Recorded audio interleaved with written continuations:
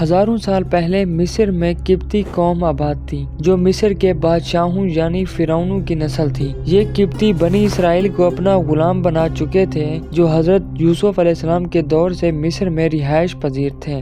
فرعون بنی اسرائیل پر بے انتہا ظلم کرتے اور ان سے بڑے بڑے محلات تعمیر کرواتے اور کسی غلطی پر انہیں بے دریغ قتل کروا دیتے۔ اللہ نے حضرت موسیٰ اور ہارون علیہ السلام کو حکم دیا کہ وہ فرعون کے پاس جا کر رب العالمین کا پیغام پہنچائیں اور اسے اپنی جھوٹی خدائی کے دعووں سے باز رہنے کی تلقین کریں۔ چنانچہ حضرت موسیٰ علیہ السلام فرعون کے دربار میں پہنچے اور اسے اللہ کا پیغام سنایا۔ فرعون نے ان کے معجزات کو جھٹلایا اور بنی اسرائیل کو مصر چھوڑنے کی اجازت دینے سے انکار کر دیا۔ جب ظلم حد سے بڑھ گیا تو حضرت موسیٰ علیہ السلام نے اللہ سے دعا کی، اے میرے رب، فرعون زمین میں سرکشی پر اتر آیا ہے اور اس کی قوم وعدے توڑ رہی ہے، پس تو انہیں ایسے عذاب میں گرفتار کر جو ان کے لیے سزا اور میری قوم کے لیے عبرت بنے۔ اللہ نے حضرت موسیٰ علیہ السلام کی دعا قبول کی اور فرعون کی قوم پر مسلسل 5 عذاب نازل کیے۔ ہر عذاب 7 دن تک رہتا اور پھر 3 ہفتے کے وقفے کے بعد دوسرا عذاب شروع ہو جاتا۔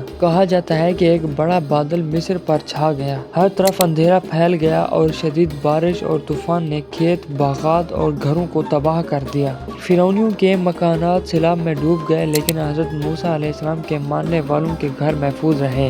دوسرا عذاب ٹڈیوں کی شکل میں آیا۔ ٹڈیوں کے جھنڈوں نے مصر میں داخل ہو کر تمام فصلیں اور لکڑی کی بنی ہوئی چیزیں کھا ڈالی لیکن بنی اسرائیل کے مکانات اور کھیت محفوظ رہے۔ تیسرا عذاب جوئیں اور کیڑوں کی صورت میں نازل ہوا۔ یہ کیڑے فرعونیوں کے کپڑوں اور جسم میں گھس کر انہیں زخمی کرنے لگے۔ یہ کیڑے کھانے پینے کی ہر چیز کو برباد کر دیتے جس سے زندگی اجیرن ہو گئی۔ چوتھا عذاب مینڈکوں کی شکل میں آیا۔ مینڈک ہر جگہ چھا گئے۔ فرعونیوں کے گھروں اور محفلوں میں لاکھوں مینڈکوں نے ان کا سکون غارت کر دیا۔ پانچواں عذاب خون کی صورت میں آیا۔ فرعونیوں کی ہر چیز سے خون بہنے لگا، یہاں تک کہ نیل کا پانی اور کھانے پینے کی ہر چیز خون میں تبدیل ہو گئی، مگر بنی اسرائیل اس عذاب سے محفوظ رہے۔ فرعونی جب ان سے پانی پیتے تو وہ بھی خون میں بدل جاتا۔ آخر کار اللہ کا آخری عذاب نازل ہوا اور فرعون اپنے لشکر سمیت دریائے نیل میں غرق ہو گیا۔ یہ لوگ اس طرح فنا ہو گئے کہ ان کی قبروں کا نشان بھی باقی نہ رہا۔